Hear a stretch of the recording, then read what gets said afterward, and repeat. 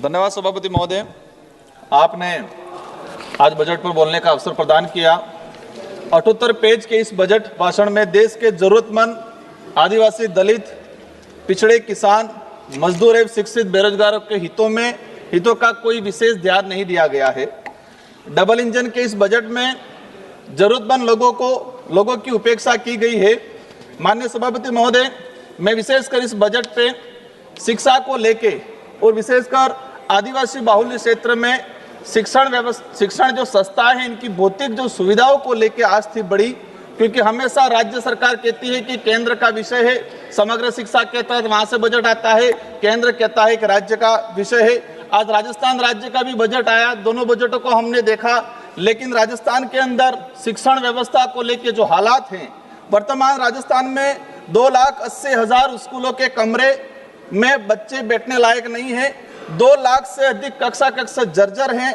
और इस वर्तमान सरकार ने 1500 प्राथमिक और उच्च प्राथमिक विद्यालय 3 से 4 किलोमीटर दूरी जो सीनियर स्कूल है उसमें मर्ज करने का काम करके बच्चों को शिक्षा से वंचित करने का काम किया है।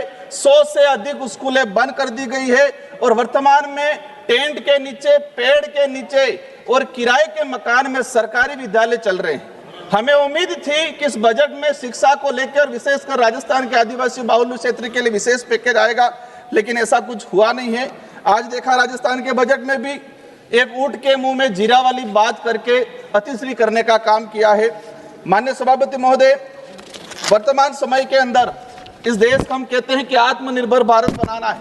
आत्मनिर्भर भारत तभी बन पाएगा इस देश का आदिवासी, दलित, पिछड़ा समुदाय अगर वो आत्मनिर्भर होगा तो ये देश आत्मनिर्भर की जो कल्पना कर रहे हैं वो पूरी हो पाएगी। और वो आदिवासी, दलित, पिछड़े समुदाय आत्मनिर्भर तभी बन पाएगा, उनको मूलभूत सुविधा हम उपलब्ध करा पाएंगे। और विशेषकर शिक्षा को लेके माननीय सभापति महोदय, आज 150वीं बिरसा मुंडा जयंती मनाई जा रही है, उसको राष्ट्रीय गौरव दिवस के रूप में मनाया जा रहा है। हमें गर्व है इस बात का। लेकिन बिरसा मुंडा कौन थे? बिरसा मुंडा उस समय तात्कालीन समय में जमींदारों और अंग्रेजों के लिए वो एक विद्रोही थे, देशद्रोही थे। और आज हमारे लिए वो एक क्रांतिकारी है, एक भगवान है, एक आदर्श है। वो जल जंगल जमीन की लड़ाई लड़ते थे। वही आज का हिड़मा, आज के परिप्रेक्ष्य में आपकी नजर में वो नक्सलवादी है, लेकिन हो सकता है कि भविष्य में के आने वाली पीढ़ी के लिए वो बिरसा के रूप में जाना जाए। आज बस्तर आदिवासी पूरा जो इलाका है, अब आप नक्सलाइट के नाम से भगवान बिरसा मुंडा को हिडमा के साथ कैसे तुलना? सभापति महोदय, मैं उस बात को जानना चाह रहा हूं कि आदिवासी बाहुल्य क्षेत्र का युवा हथियार क्यों पकड़ रहा है? हमें कलम कागज को पकड़ाने की जरूरत थी, लेकिन वो हथियार पकड़ रहा है। मैं आपको बताना चाहूंगा कि हम कह रहे हैं, सरकार कह रही है, हम भी चाहते हैं, और मैं इस सदन से अपील करना चाहता हूं उस क्षेत्र के आदिवासी युवाओं को कि जल जंगल जमीन की लड़ाई आपको कलम और कागज से लड़ने की जरूरत है, हथियार उठाने की जरूरत नहीं है। यह समय अलग आया है। मैं बताना चाहूंगा कि जो नक्सलाइट उन्मूलन के नाम से कांग्रेस सरकार ने भी सलमा जुड़ोम करके अभियान चलाया, 2005 से लगा के 2011 तक चलाया। उस समय क्या हुआ? एक खूनी संघर्ष हुआ, एक खूनी खेल खेला गया सरकार के द्वारा। 500 आदिवासी नक्सली के नाम से मारे गए। उस समय 800 से अधिक हमारे जवान शहीद हुए और 1500 से अधिक आम आदिवासी मारा गया और हजारों आदिवासी बहन बेटियों के साथ बलात्कार हुआ। आज वर्तमान समय में भी वही चीजें, 500 के आसपास आदिवासी समुदाय नक्सलाइट के नाम से मारे गए। सभापति महोदय, ये बात इसलिए बता रहा हूं कि आज हम जिसको नक्सलाइट कह रहे हैं वो इस देश का आदिवासी है और ये भी जानना पड़ेगा कि इस देश का मूल मालिक है। आप इस सदन के सभापति महोदय, आप इस सदन के जिम्मेदार सदस्य, माननीय सभापति महोदय, सदन के जिम्मेदार सदस्य, आदिवासियों के हक अधिकार की बात आती है। क्या आप उन नक्सल, माननीय सभापति महोदय, उनको महिमा मंडित करने का काम करेंगे? माननीय सभापति महोदय, इस देश का आदिवासियों के साथ अगर वो जल जंगल जमीन के अधिकार की बात कर रहा है, मैं मानता हूं वो हथियार उठा रहा है, मैं ये भी चाहता हूं वो खत्म होना चाहिए, लेकिन उनको हथियार चाइना से लाके देने वाले लोग कौन हैं, ये भी सफाई होनी चाहिए। मार्च 2026 में नक्सलाइट खत्म होना चाहिए, लेकिन जो बड़े लोग कौन है जो हथियार सप्लाई कर रहे हैं, समाप्त करें, वो लोग कौन है? माननीय सभापति महोदय, मेरे क्षेत्र आज अंग्रेजी शासन काल में कई अत्याचार हुए। इस देश का आदिवासी समुदाय में सबसे बड़ा समुदाय भील समुदाय है और भील समुदाय के साथ अनेक अत्याचार हुए। सबसे बड़ा अत्याचार आजादी के बाद इस भील समुदाय को 4 राज्यों में बांट दिया गया, राजस्थान, गुजरात, मध्य प्रदेश, महाराष्ट्र और केंद्र शासित प्रदेश।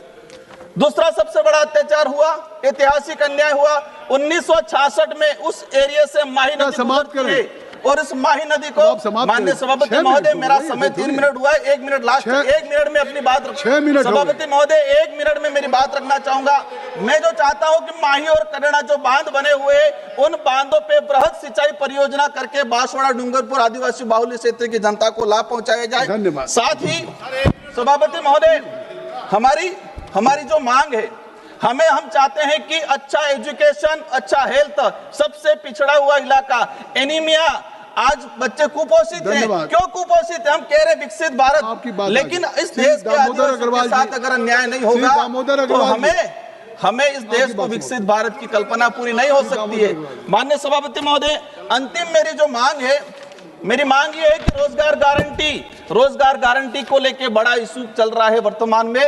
125 दिन करने की बात कर रहे हो, लेकिन पिछले 2 साल में 100 दिन कितने लोगों को दिए गए? ये सबसे दूसरे, वर्तमान में इस क्षेत्र के अंदर आज हम देख रहे हैं आंगनवाड़ी कार्यकर्ता के लिए मेरा अनुरोध है कि 4,500 के अंदर केंद्र सरकार जो दे रही है उससे घर नहीं चल सकता है, तो हमें कम से कम 10,000 रुपये उनको देना चाहिए। और साथ ही जो वर्तमान समय के अंदर जो स्कूलों के अंदर पोषाहार बनाने वाले जो महिलाएं हैं उनको 1,000 रुपये दिया जा रहा है। 1,000 रुपये में कैसे घर चलेगा इनके लिए?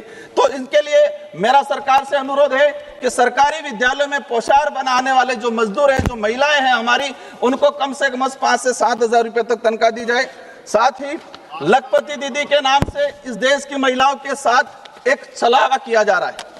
माननीय सभापति महोदय, मेरा अंतिम मांग रही है, मैं अब कुछ नहीं बोलूंगा, भाषण आप हो सकता है किसी को दिक्कत हो जाए। मेरी मांग यही है मूल रूप से कि आदिवासी बाहुल्य क्षेत्र के अंदर शिक्षा व्यवस्था, स्वास्थ्य व्यवस्था पे सरकार विशेष ध्यान दे। माही और करेणा बड़ा प्रोजेक्ट है, इस प्रोजेक्ट से बृहद सिंचाई परियोजना और जो जल जंगल जमीन में आदिवासी जो हजारों सालों से रह रहा है उसके पास कागज नहीं है, कागजी अधिकार नहीं है। अब मैडम एक बात समझनी पड़ेगी, मैडम इस बात को समझना पड़ेगा कि कागज कब जाएगा? जब एजुकेशन जाएगा तो कागज जाएगा। हमने उनको एजुकेशन ही नहीं दिया है, अब एजुकेशन ही नहीं दिया तो वो कागज कैसे जाए? धन्यवाद सभापति महोदया। मुझे बजट वर्ष 2026-27 के समर्थन में बोलने का अवसर देने के लिए